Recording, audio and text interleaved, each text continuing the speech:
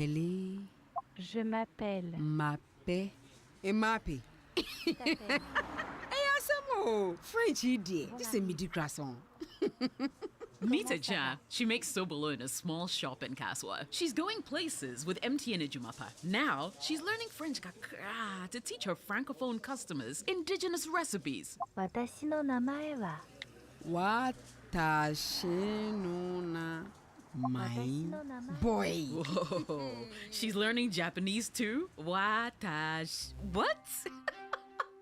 Echa Sobolo to the whole Riase. If you're a woman with a small business, join MTN Ejumapa today by dialing *5060# and enjoy 150 megabytes data, a lifestyle bundle for social media, free MTN to MTN calls every Monday, and an insurance cover. You will also gain access to expert training, discounts on digital tools, and financial support to grow the business of your dreams. Terms and conditions apply.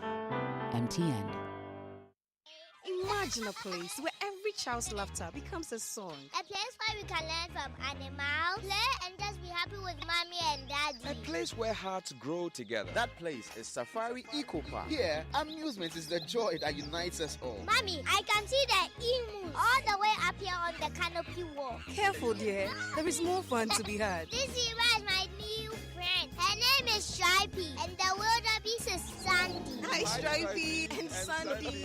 With so much amusement like targets and obstacle games, ant caves, fantasy rides, and a vast range of wildlife. What is this place? This is an aviary, home to over 400 of the most vibrant birds in the world. The biggest aviary in West Africa. Wow, the biggest? Yes, and guess what? Open your palm. Daddy, look, they're eating from my palm. That's amazing. I want to stay at Safari Eco Park. I don't want to go back to Ghana. But honey, Safari Eco Park is in Ghana. What? How much did all of this cost, honey? 350 Ghana cedis for you and I. 250 for teenagers, 150 for kids, and absolutely free for children under 6. We should have brought the kids here sooner. I know. Safari Eco Park is only 1 hour drive from Accra. It's unforgettable. Cactus Creek Hotel, the Valentine destination, invites all to eat, love, and laugh at the Valentine event, Love Meets Laughter. Enjoy a delectable lunch, spice it up with complimentary wine, and top it up with hilarious comedy. KSM in Old Age is a Rascal.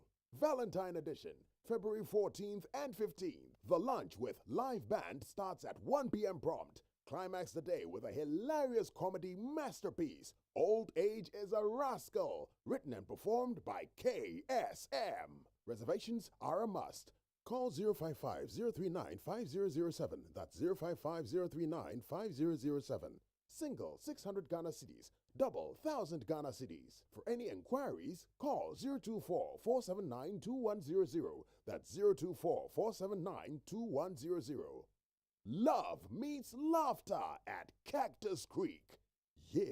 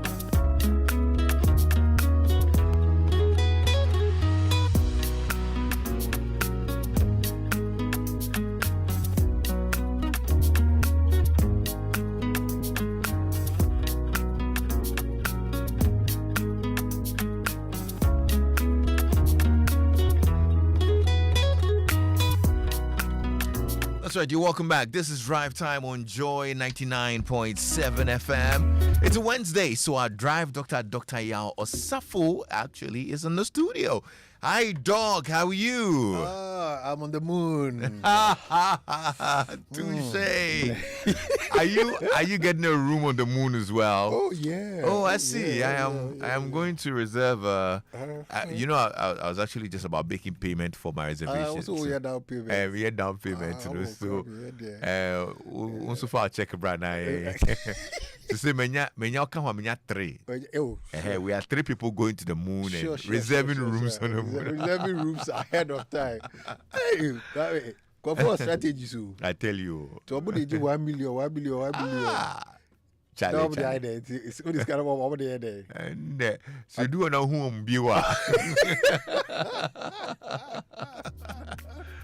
Oh, man. God. Anyway, we're so happy that you're here today, Doc. Yeah, Kwame, it's good to be here. How's the week been? Fantastic. It's just that the Akaras thing was a dampener for me. Are you not happy for the young blood? I mean, you know me, I'm a sinner. You're a sinner, so anything good about the Accra's camp, you don't like. I said that you're going to I said, this way, I said, walk over. Yeah. I'm going to be. But yeah. Anyway. But I'm glad you're here. So, Doc, and I'm sure a lot of, I'm sure the person listening now probably heard this story over the weekend. It's a very sad story of a rising 26-year-old Nigerian singer called Ifunanya Nwangene. I hope I got her name right. But she died over the weekend in Abuja. Oh. What happened to Ifunanya? Well, she got bitten by a snake in her room. In her room? Yes. She got bitten by a snake, believed to be a cobra, actually, in her apartment. Oh, dear. And she actually apparently woke up feeling some pain from the bite. Yeah. That's actually what woke her up. So she woke up and saw a snake in her room. So immediately, she decided to go to a hospital. The story says that she got to the first hospital and they told her they don't have what they call an anti-venom. Anti-venom.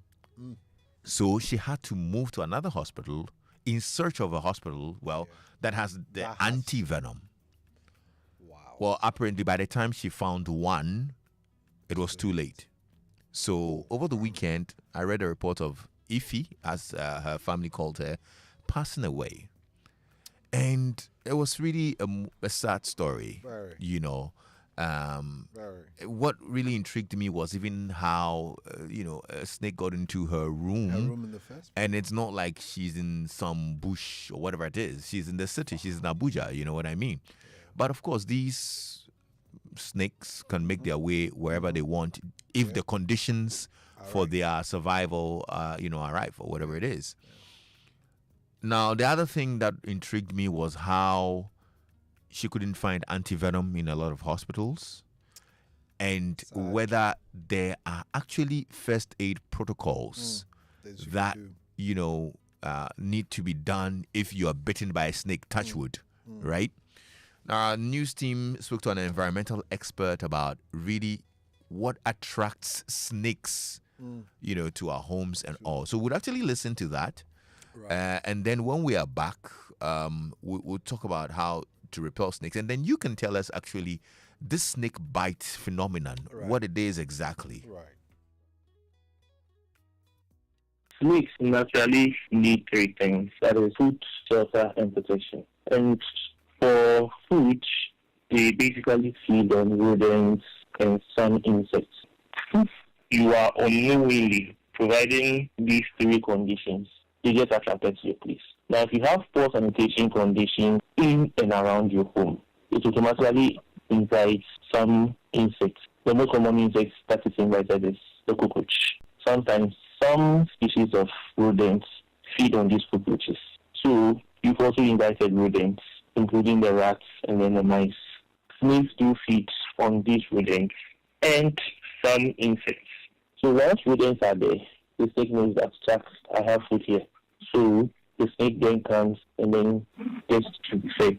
Once the snake enters, the first thing that it looks for in your home is a place to hide, a very cool and moist place that will be able to provide some level of heat because they are cold-blooded animals. So they rely on the environmental heat. So once it gets that place, it stays there and then eventually comes out to feed on the rodent.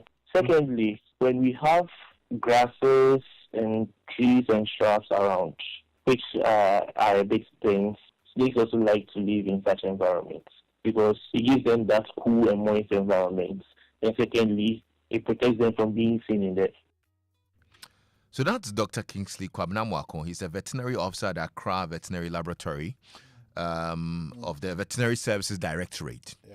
And he also told us about how we can prevent snakes from cohabiting with people with us in our homes. Right. Make sure you seal vents and then openings in your home. All the vents and the openings, maybe you've got a new AC, so there's been some drilling, there's been some electrical work, they've done some drilling and opening, especially in your roof and your ceilings.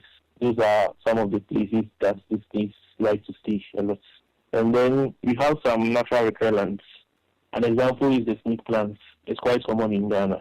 If you have these snake plants in your home and around your home, it does a good job of repelling snakes, and you wouldn't have problems with snakes. And there are also some synthetic or chemical repellents that are in the agrochemical shops. So if you go to a qualified agrochemical store, or if you see a qualified pest and control person, we can recommend a good snake repellent for you, which you can use in your home. And I must state categorically that the fact that you are seeing a snake in your home this morning doesn't mean the snake just entered this morning. Snakes can be with you for years. Their system is designed in such a way that they can lower their metabolism and heart rates, and they can survive. So technically, they go on hibernation, and they can survive for years. So a snake can be living with you in your room for years, and you would never know until one day where it is unlucky, maybe it comes out to hunt for its food or its prey, then you chance on it.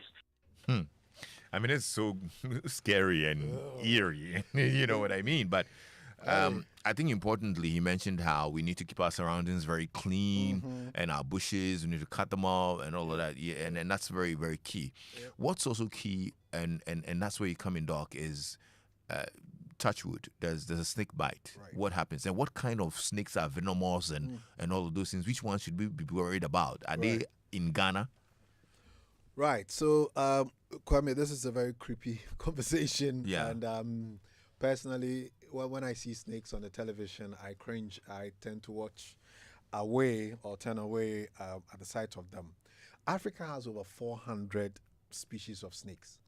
All right. And Kwame, out of this number, 40 species have proved capable of causing fatal envenoming or severe physical handicap in humans. So we've got quite a large number. Every year, you have between 90,000 and 420,000 people suffer from snake bites. Wow. And envenoming each year in sub-Saharan Africa. Are you serious? Yes, between 90,000 and 420,000. Unfortunately, between 3,000 and 32,000 deaths occur each year as well in sub-Saharan Africa.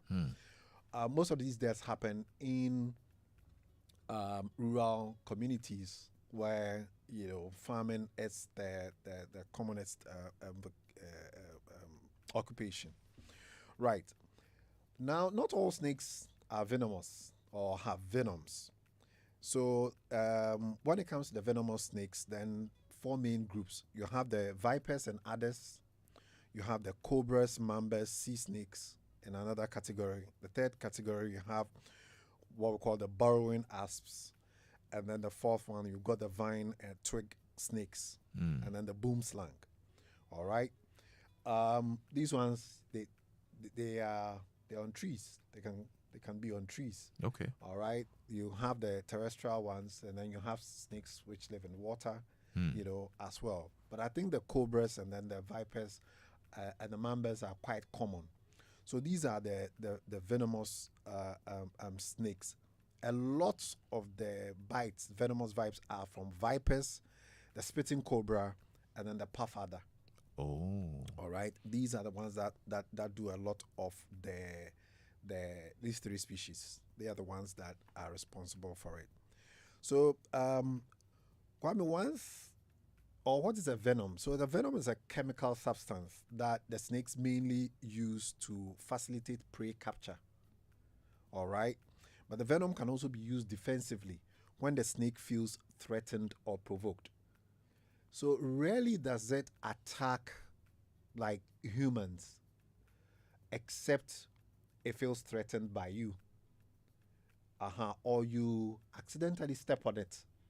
It will think that you're trying to, squash it or something. Then it will use the venom as a defensive mechanism. Other than that, as our expert rightly mentioned, it would use it to capture its prey. Once injected, the venom permeates the tissues and then spreads through the body. So we've got, a system called the lymphatic system. It's like the blood vessel system. Okay. All right. That courses throughout our bodies. And therefore, whenever this chemical substance, the venom, is injected, then it will spread throughout the body. Now, the venoms are classified into 3 main groups based on what they do harmfully to your body. We've got the first group, which is the hemotoxic venoms. Hem means blood. So some of it will cause your blood not to be able to clot. It will thin your blood so much you start to bleed all over. So you bleed from your eyes, you bleed from your nose, you bleed from your ears, you bleed into your skin and all of that. Some of them can actually also cause your blood to clot. All right? Your blood should not clot when it is inside your blood vessels. So, I think we've spoken about deep vein thrombus. Yeah. People know about a pulmonary embolism. These are all blood clotting mechanisms. So some of the venoms, that's what they do. And we'll call them hemotoxic venoms. And then you also have the cytotoxic venoms. What they do is that they destroy your cells. So sometimes you get a bite, and then the whole leg becomes very black, and then it starts to peel off. The muscles start to decompose and all of that. These are cytotoxic venoms, all right? They destroy the tissue. Then you also have what we call the neurotoxic venoms. The neurotoxic venoms will cause paralysis. So that's how most of the time it will try to immobilize its prey. Okay. So it gives you this toxin, and then you are paralyzed. You cannot run away. Yeah. You cannot move that affected limb. So we've seen people where they have a paralyzed face because they got, bitten in the face. And then the toxins spread, and then you cannot make facial gestures, for example. So you get bitten in the hand, you get a paralysis over there. So hemotoxic, dealing with blood, cytotoxic, destroying the tissues, and then you have the neurotoxic venoms, paralyzing you most of the time. Right. So let's talk about the first aid. What can you do? Or let me deal with this first. There are a few do nots. And not all snake bites, Kwame, are venomous. So first, you need to know the snake. But I think all of us, if we just see the snake, that's it. They're not going to ask us to describe the snake for us to be able to, succeed. And then all of us have a lot of fear. Sometimes the fear can give you symptoms that are very confusing to the clinicians. So fear can cause people to vomit, to sweat profusely, to hyperventilate, and to actually experience pain or cramps in the hands and feet. And it's all just a lot of the anxiety from, I've seen a snake and I think I've been bitten by a snake, or I feel I've been bitten by the snake. Sometimes you can actually have a venomous snake bite you, but it wasn't able to introduce the venom. So we've got what we call dry bites. Okay. Dry bites also occur. But you wouldn't know all of these things. So, Kwame, there are a few do nots. Number 1, do not use a razor or a knife to make cuts at the site of the bite, thinking you are able to drain the venom. Do not. Because if you make a cut, you start to disturb the site of the wound. And the moment you disturb or you agitate, you actually facilitate the spread of the chemical. So we want it to sit still. The second do not is do not attempt to suck the venom out of the wound. Again, that disturbs the fluid. It agitates it and it can cause it to move. And then that's also a danger to you, the person attempting to do it. Because if it's a cytotoxic thing, it's going to go into your mouth. All right? So that's a dangerous thing to do. And as you are sucking it out, you are moving the fluid, the venom in different directions. So again, it's another do not. The third do not is that there's this thing I came across that traditional healers are trying to use. That they call it the black stone. So they make the incision and then they put that stone, there, and they try and massage the stone. I think those who've gone to the massage parlor, I've not gone there before. They have this hot stone that that they use and all of that. So they call it the black stone. And what people do is that they tend to rub it in that area. All of these things, we believe, facilitates the spread of the venom into what we call the lymphatic vessels, which then go and send the venom into the veins. Right. So first aid.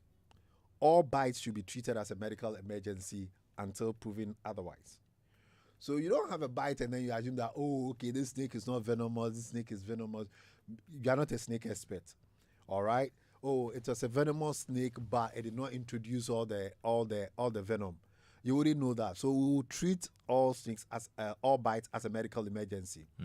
All patients should be rapidly transported to a medical facility with appropriate infrastructure to manage such cases. Unfortunately, in our part of the world, in Ghana, some years back, there was a bit of a challenge with antivenoms in most of our institutions. But I can tell you that it's one of the requirements in every emergency room, in every district hospital. You must have an antivenom. All right? So I know that the government stocks it, and then we all requisition it from the regional medical stores. So you should have it. Every now and then we have to throw ours away because snake bites are very rare, I'll tell you, both in our Mampong branch and in our Shadibutri School Junction branch. I don't remember the last time I had to use it. So you stock it up after 2 years or something, then you the shelf life, expires, and then we discard it.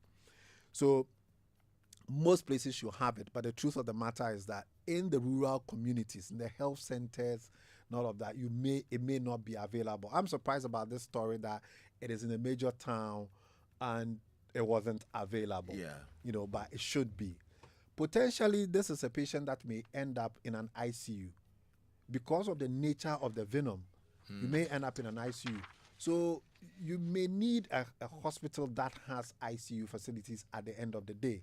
So you can go from a primary hospital all the way to a tertiary facility. But every district hospital, level hospital should be able to have that. The do's is that if you have a snake bite, you need to reassure the victim. Most of them are very, very anxious. Immobilize the whole victim, especially the bitten limb. All right? And the other time I was talking about being able to splint a limb. All right? So we don't want a lot of movement. Movement agitates and encourages the spread of the venom. So splint that affected limb. If it's the leg, get 2 pieces of wood and then get a piece of cloth, bandage, or whatever it is, and restrict it. Even if possible, the whole limb. Get a guy on a stretcher or something and restrict movement. Consider the use of a pressure pad. And when there's a pressure pad, we can all improvise. Okay, so this is a folded material, padded material. So you can take a piece of cardboard or something, get some foam, or just get pieces of cloth, old cloth, fold them, get them around the cardboard. And then now with this broad surface, so some of the dimensions, I say 5 centimeters by 5 centimeters. So you just cut a cardboard like an A4 sheet. And then you place it over the limb where the bite was, and then you wrap it, you bandage that whole thing. You're trying to create compression, you're trying to compress, because these lymphatic blood vessels that I talk about, they're spread all over. So Kwame, what you're trying to do is to squash these vessels. So get this pressure pad thin, and then place it over the limb, and then hold it in firmly in place with a non-elastic bandage. Leave the wound alone. Leave the bite wound alone. I cannot emphasize this enough. Don't try to cut it, make cuts into it. Don't try to suck anything out of it. Then, if possible, try to identify the snake. We discourage people from trying to kill the snake. You may get another bite, or it may spit into your eyes. But if you are brave enough, you can kill the snake. Then it helps the healthcare professionals, to be able to talk like our experts, who Join You spoke to be able to identify that, relax, this is not a venomous snake, or we need to take aggressive measures. And all health facilities must have an antivenom. All health facilities must have an antivenom. Well, I hope that this will motivate them to stock up ASAP, because I was totally surprised, just like you said, that in a business district or in Abuja, which is quite urban, she was struggling to find a hospital that had the antivenom. Yep. And when you're talking about laying still and all of that, immobilizing the individual. Well, this story suggested that Ifunanya was actually on her own. Wow. Looking for the hospital. Yeah. Because I think she was communicating with, so she was walking, taking car, ordering ride, just this kind of things. Yeah. And I'm just imagining how the venom will be. Exactly. After you are moving and walking, your muscles are contracting. Yeah. All right. And then squeezing and distributing the venom around the body. Yeah. So we don't encourage that. But Kwame, can you call an ambulance in our part of the world realistically to come to your home? Yeah, so this story throws up a lot of some of the real challenges on the ground, and we should do better with our emergency services. Okay. But snake bites are unfortunately common in rural areas, and sometimes it is a bit difficult, but we should be able to have them. I think I got a message from, let me get the name, Zengi from Asasawafefe, who says, I stayed at Asasawafefe in the Upper Menya District Assembly. Kobrankwa. No, I'm not surprised. Anyway. So a lot of the rural districts would know a lot about snakes. Okay. I think the key for this afternoon also is remember to keep your surroundings clean. If there are bushes and patches around, drainages that are all clogged and whatnot, please clean them up. Let's talk to the horticulturists and get the snake. The snake plants. Snake plants or anti-snake plants, it helps. And let's keep rodents away. Yeah. A lot of us have mice in our homes, and that's an attraction, for snakes and all of that. And not a lot of clutter too inside the house. Doc, what's your number for those who want to reach out to you? All right. The number is 0501 477 340. If you want to reach us on WhatsApp, it's 0501 477 340. And Kwame, they should still take the mental health assessment test. Absolutely.